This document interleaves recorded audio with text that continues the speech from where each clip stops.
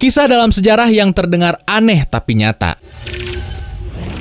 Mayat yang diadili. Pada tahun 897 Masehi, Paus Stefanus ke-6 mengadili pendahulunya yaitu Paus Formosus. Uniknya, orang yang diadili tersebut pada dasarnya sudah mati di tahun sebelumnya. Mereka membongkar makam Formosus dan membawa mayatnya ke pengadilan untuk diadili. Dalam sidang berjalan seperti pada umumnya, Stefanus berbicara di depan hakim dan menuduh mayat tersebut tidak layak mendapatkan gelar paus, serta banyak tuduhan yang dia lontarkan kepada mayat Formosus. Pada akhirnya Stefanus menang dan 3 jari mayat Formosus dipotong sebagai hukuman dan mayatnya dibuang ke Sungai Tiber. Pemalsuan eksekusi Sinterklaas di depan anak-anak. Pada tahun 1961, Paul Siever, seorang mantan Nazi yang mendirikan sebuah kelompok bernama Dignidad di Chili, beranggotakan 300 orang imigran Jerman. Paul sendiri sering dituduh sudah melakukan pelecehan seksual terhadap anak-anak. Salah satu momen paling aneh adalah ketika bawahannya berdandan menjadi Santa Claus dan berpura-pura akan dieksekusi, serta Paul mengolok-olok Santa Claus palsu tersebut di depan anak-anak agar mereka takut, setia, dan tunduk padanya. Perang berdarah karena mabuk. Konflik di tubuh pasukan Austria tersebut terjadi pada malam hari, dipicu karena insiden perkelahian antar prajurit yang mabuk, sampai akhirnya terjadi pertempuran hebat. Insiden pun berawal saat tentara Austria dan sekutunya tengah berkemah di sekitar medan perang, dan pasukan kavaleri yang kelelahan memutuskan untuk berpesta setelah membeli minuman beralkohol dari kelompok Gipsi. Beberapa sumber menyebutkan ada sekitar 1.200 hingga 10.000 tentara yang mati akibat pertempuran konyol itu. Badut versus pemadam kebakaran. Pada musim panas tahun 1855, sebuah kelompok sirkus ngetem di daerah Toronto. Personil badut dari sirkus tersebut memutuskan untuk mengunjungi rumah bordil, di mana petugas pemadam kebakaran setempat sering ada di situ juga. Para petugas itu terkenal tidak ramah dengan pengunjung luar kota dan benar saja, perkelahian pecah di antara badut dan petugas damkar. Karena kalah, petugas damkar memutuskan untuk membakar gerobak sirkus mereka dan membuat kerusuhan selama beberapa jam. Sejarawan Ian Redford menggambarkan insiden itu sebagai salah satu kerusuhan terbesar di Toronto pada pertengahan abad ke-19.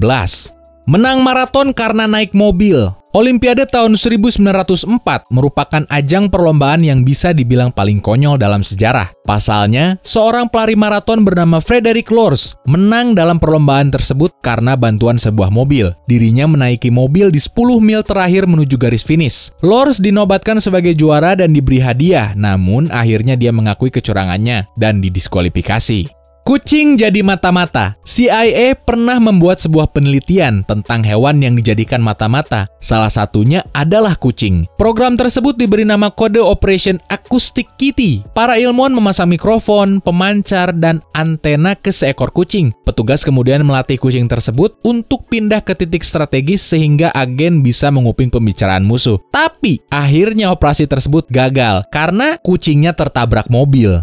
Berenang di septic tank. Puluhan bangsawan yang sedang rapat tiba-tiba tercebur ke sebuah septic tank di bawah lantai tempat pertemuan itu diselenggarakan. Kejadian itu terjadi pada abad ke-12 tahun 1184. Pertemuan itu diselenggarakan di Erfurt, tempat yang sekarang disebut Jerman. Kejadian memalukan itu diduga karena lantai ruangan tersebut yang tidak bisa menampung terlalu banyak orang. Beberapa korban ada yang tenggelam, sebagian lagi ada yang hanyut ke sungai. Orang paling tajir di dunia. Mansa Musa, penguasa Afrika Barat di abad ke-14 yang amat sangat kaya. Sampai-sampai saking dermawannya, sedekah yang ia berikan sampai menjatuhkan perekonomian suatu negeri, yaitu Kairo. Saat kedatangannya ke sana, Mansa Musa memberikan emas yang dibawanya untuk orang-orang Kairo. Sampai-sampai persinggahannya selama 3 bulan di kota tersebut menyebabkan anjloknya harga emas di kawasan Kairo selama 10 tahun dan menghancurkan perekonomian di sana. Spanyol yang nggak ngerti sama platinum. Ketika Spanyol masuk ke kawasan Amerika, emas adalah salah satu sumber daya terpenting yang mereka incar. Kebalikannya, ketika mereka menemukan platinum, alih-alih menghargai betapa langkanya logam tersebut, mereka beranggapan kalau platinum lebih rendah harganya dibandingkan emas. Mata-mata yang dapat medali kehormatan dari kedua belah pihak. Joan Pujol Garcia adalah mata-mata Spanyol yang bekerja sebagai double agent, baik untuk pihak Inggris maupun Nazi. Berdasarkan informasi polisi rahasia MI5, Garcia memberikan informasi sangat penting terkait Nazi kepada Inggris, sehingga dia diberikan medali Most Excellent Order dari kerajaan Inggris. Namun, karena dalam tanda kutip, kerja kerasnya juga kepada Nazi, dia diberikan medali Iron Cross Jerman. Terima kasih sudah menonton video ini sampai selesai. Jangan lupa subscribe Another Sun untuk video-video menarik lainnya seperti ini.